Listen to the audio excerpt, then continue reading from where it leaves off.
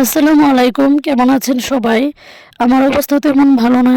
দেশের বাড়ি যাব তা নিয়ে কিছুটা চাপে আছি গোছগাছ নিয়ে। গলার অবস্থা তো সেই খারাপ। তো জামা কাপড় অনলাইন থেকেই কিনে ফেলেছি। তারপরেও টুকিটাকি কিছু জিনিসপত্র থাকে যা আশেপাশে গেলেই পাওয়া যায়, তাই আমি এসেছি মৌচাক মার্কেটে।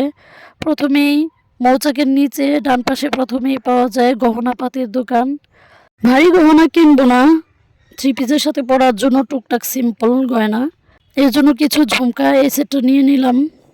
ঝুমকা যা দেখি সবই ভালো লাগে, কিন্তু থ্রি পিসের সাথে আমার ঝুমকা খুব একটা পরা হয় না। টপ জাতীয় কালেকশনই বেশি আমার। তো চুড়িগুলো কিছুটা ইউনিক ছিল, এক জোড়া চুড়ি আর ওই যে টপ হোয়াইট এবং পিঙ্ক কালারের নিয়ে নিলাম। এছাড়া গলার প্যান্ডেন্টগুলো আমার খুব ভালো লাগছিল, সবসময় পরে থাকার জন্য বেস্ট। জুতোর দোকানে গেলাম, অনেক কালেকশন, কিন্তু দেখার তেমন সুযোগ নেই কারণ ঈদের জমজমাট বিজনেসে অনেক ভিড়। তো আমি আমাদের হেল্পিং হ্যান্ডের জন্য এক জোড়া জুতো নিব আর আমার জন্য এক জোড়া। তো কমের ভিতরে কয়েকটা জুতো দেখলাম, এই হলুদটা ভালো লাগলো আর আমার জন্য এই জোড়া নিলাম। থ্রি পিসের দিকে তাকিয়ে লাভ নেই কারণ থ্রি পিস অনলাইনে কিনে ফেলেছি। কসমেটিক্সের দোকানে সব আগুনের মতো দাম, কিছুই কেনার মতো অবস্থায় নাই। ছোট্ট দোকানে যে তারা কত কালেকশন রেখেছে তার বলার বাইরে।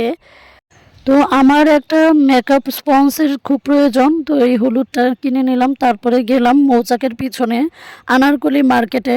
সেখানে কিছু ওড়না দেখলাম, কিন্তু সব 600-700 এত দাম। এই ওড়নাগুলো কেনার ইচ্ছা ছিল, কিন্তু দাম শুনে আমার আর কেনা হলো না।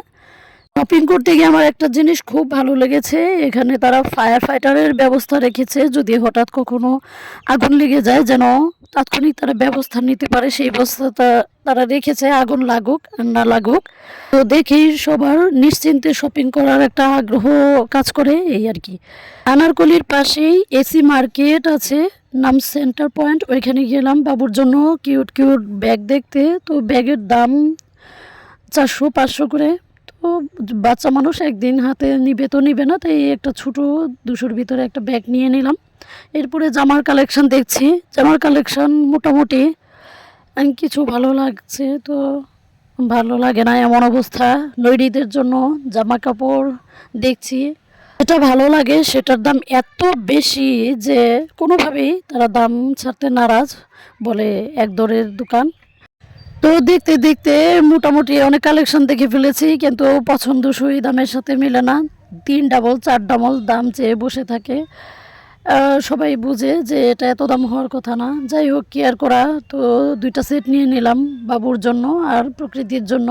মাঝখানে আর্টিফিশিয়াল কিছু ফুল ও গাছের সব দেখে মনে হলো যে গরম কিছুটা কম লাগছে, একটু প্রশান্তির ছোঁয়া পেলাম আর কি।